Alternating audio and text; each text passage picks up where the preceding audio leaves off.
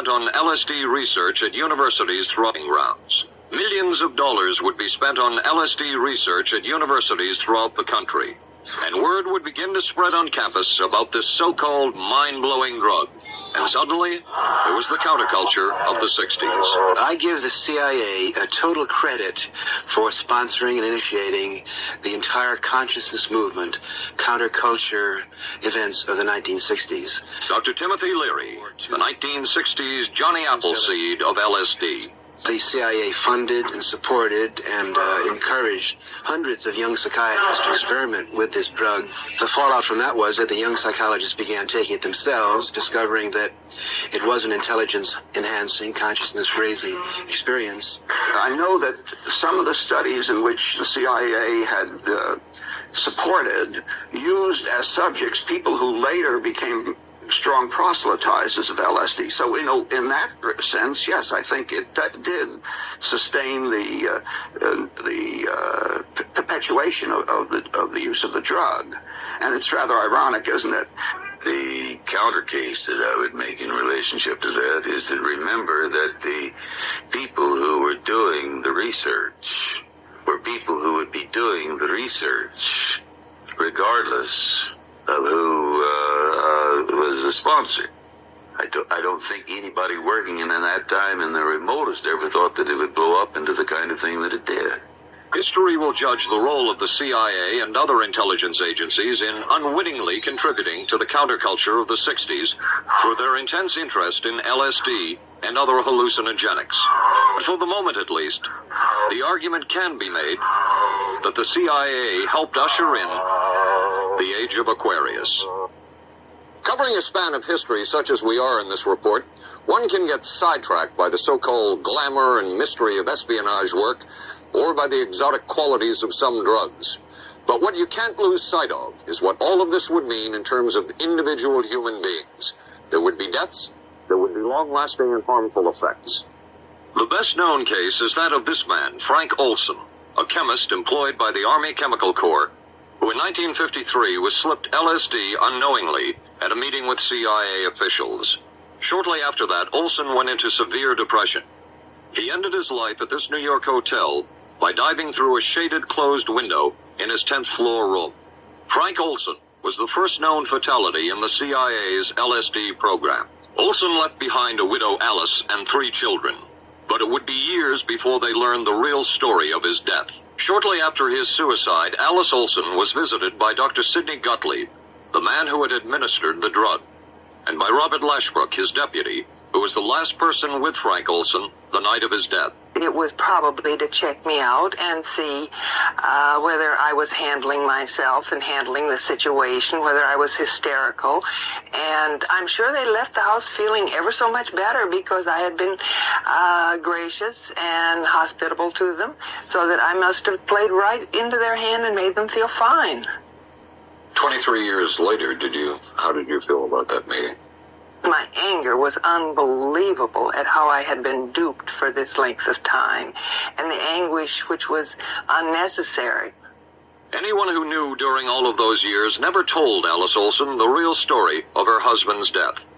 She would discover it by accident more than 2 decades later. In essence, it was a 22-year-long cover-up. Lyman Kirkpatrick was Inspector General of the CIA at the time of Frank Olson's death. But had not the Olson case occurred within the secret confines of the CIA, would not this case have been a prosecutable case? Perhaps manslaughter? I would think very definitely prosecutable, especially from the point of view of Mr. Olson. Why, it should probably have been actionable. Frank Olson's suicide slowed down the CIA's testing of LSD and other drugs, but only momentarily. The CIA was not the only government agency interested in the possibilities LSD and other drugs presented for mind control. The Army Chemical Corps first started working with the CIA and then branched off on its own. It too tested drugs on unwitting victims, and a death would result. The case of this man, Harold Blower, a tennis pro, seen here with his daughter Elizabeth, is well known. In 1953, Blower was a private patient at the New York State Psychiatric Institute. He was given 5 injections of a mescaline derivative that was being tested secretly for the Army Chemical Corps. With the 5th injection, Harold Blower died. As with the Olson case, a 22-year cover-up followed, until finally the Army admitted the real details of Blower's death. Since the initial news stories of Harold Blower's death, close to 5,000 documents, previously classified, have been released by the Army. They provide valuable insight into Army activities at the time of Blower's death and where the Army went from there with their own drug testing program. From a previously classified deposition of Dr. James Cattell, who administered the mescaline derivative, on the purpose of the drug testing, to produce symptoms similar to those that you see in schizophrenia. On how much the patient knew about all this. We didn't delineate all the possibilities of what might happen because then you contaminate your experiment.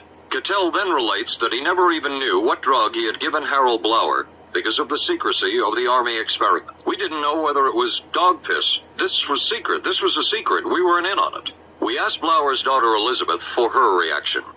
How can anybody react to that? I mean, that is so far from what you'd expect from a human being, never mind a doctor, never mind a professional specialist who's supposed to care about people's minds.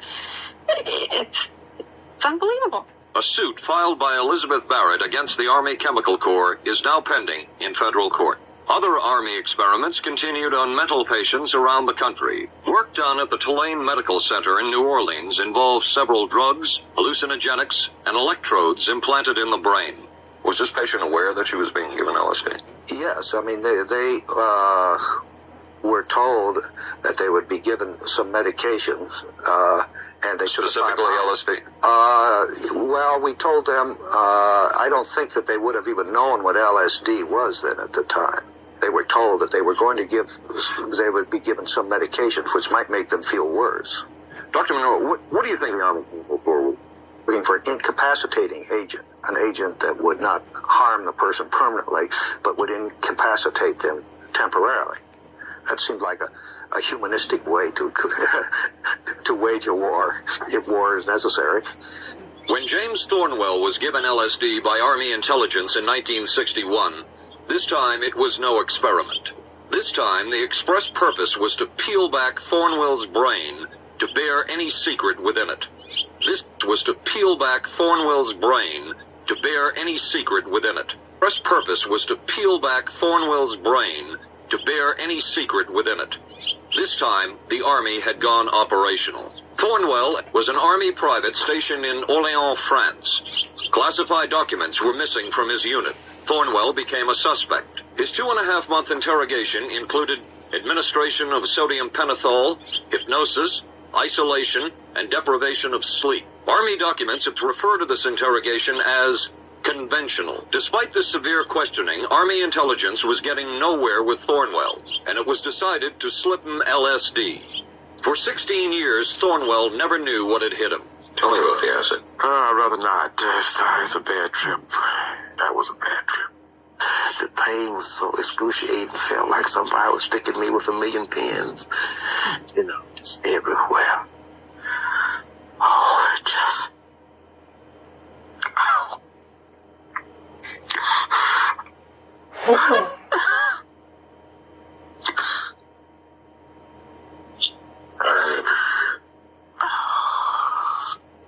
I walked around. What's up? I can talk. I'll live through it. No charges were ever brought by the Army against Thornwell. He was discharged for psychological disorders. But an Army psychiatric was discharged for psychological disorders. But an Army psychiatric evaluation of Thornwell, one which was done prior to Thornwell having been given LSD, says of him, fairly cooperative, oriented, alert, and gave no evidence of psychosis or depression. From the Army's point of view, this type of LSD interrogation was a success.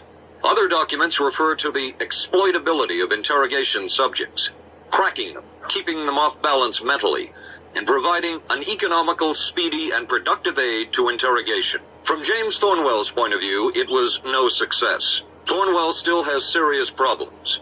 He's run through 2 marriages, he maintains he can't hold a job, can't concentrate, has nightmares, and feels socially and emotionally isolated. Job, can't serious problems. He's run through 2 marriages. He maintains he can't hold a job, can't concentrate, has nightmares, and feels socially and emotionally isolated. Last fall, Thornwell filed suit against the government in federal court. In a moment, we will examine the closest experimentation to brainwashing that we have uncovered. By far, the most chilling experiments we have uncovered took place at this Gothic estate called Ravens Crag, halfway up Mount Royal in Montreal. It houses the Allen Memorial Institute of Psychiatry of McGill University. It was here that the CIA funded a series of experiments, severe experiments. It was here that the CIA funded a series of experiments, severe experiments. It was here that the CIA funded a series of experiments, severe experiments. It was here that the CIA funded a series of experiments, severe experiments.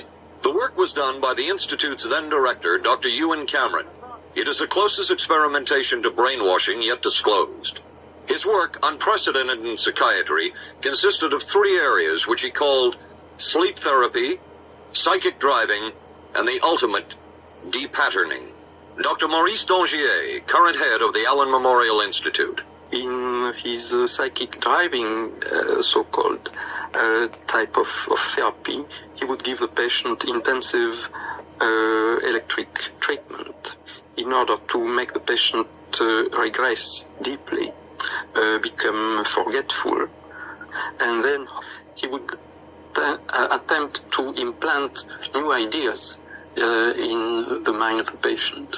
Now, to a layman, it would appear that Dr. Cameron was trying to take the slate and what new ideas, and then he would attempt to implant new ideas in the mind of the patient. Now, to a layman, it would appear that Dr. Cameron was trying to take the slate and wipe it clean, the slate being the mind. In other words, brainwashing. Exactly, that's a very good comparison. Brainwashing. Yes. Val Orlico of Winnipeg, Canada, the wife of a member of the Canadian Parliament, was a patient of Dr. Cameron's. She entered the Allen Memorial Institute because of severe depression. She describes for the first time publicly the LSD therapy and psychic driving treatment that she was given by Dr. Cameron. And then the drug began to take hold very rapidly because it was an IV injection. And things became very furry and very frightening. Things became very furry and very frightening.